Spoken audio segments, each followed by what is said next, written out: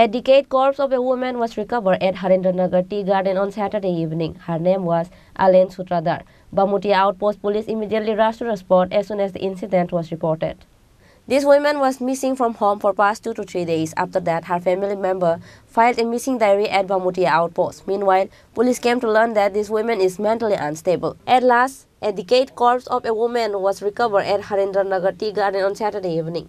SDPO Bijoy Sen of Shidai Mohanpur rushed to the spot as soon as the incident was reported.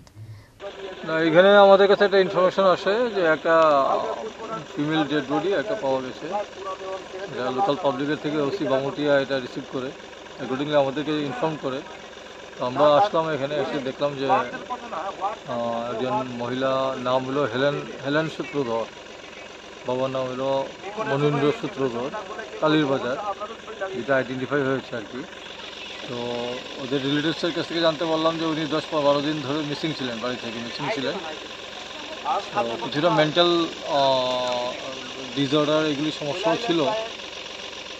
তো যাই হোক, আজকে তো আমরা এটা পেলাম, এখন আমরা পোস্টমর্টমের জন্য পাঠাচ্ছি এবং অন্যান্য আদার যেসব আমাদের যে ফর্মালিটিস আছে সেগুলি আমরা করছি। তো দেখা যাক, এরপর এটা আমরা আমাদের একটা ইনভেস্টিগেশন এই ব্যাপারে।